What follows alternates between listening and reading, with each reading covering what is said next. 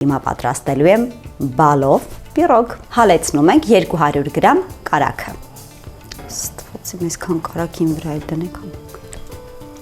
Սպեչեր տատիկից խոսքը։ Ավելացնում ենք 1 բաժակ շաքարավազ։ Անջատում ենք շաքարավազը եւ կարագը, թողնում ենք սառչին։ Հարում ենք 2 հավկիթ։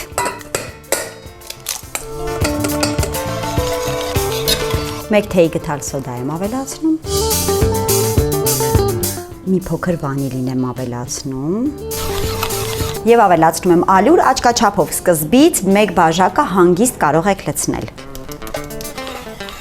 3 բաժակ ալյուրը բավարար եղավ այսպիսի հրաշալի խմոր ստանալու համար։ Հիմա այս խմորից մի փոքր հատված 1 ձվի չափ մոտավորապես առանձնացնում եմ, կողք եմ դնում, կասեմ ինչ ենք անելու։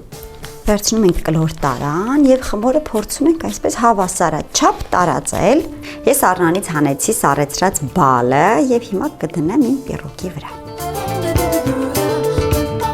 Մի փոքր դարչին եմ ցանում բալի վրա։ Իդեպ կարող եք նույնիսկ մի գիշեր թողնել կոնյակի մեջ, նոր պիրոգը թխել։ Մի փոքր մշկնկույզ եմ քերում։ Հիմա մեր պահած խմորի վրա ավելացնում ենք ալյուր, պինդ խմոր ենք դարձնում։ Ստացանք խմորից փշրանք, ահա այսպիսին։ Եվ հիմա կարող ենք արդեն լցնել մեր բալի վրա։ Թխում ենք 180 աստիճանում։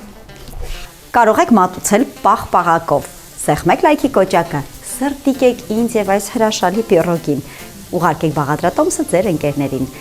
Իսկ ես գոհ եմ ինձանից։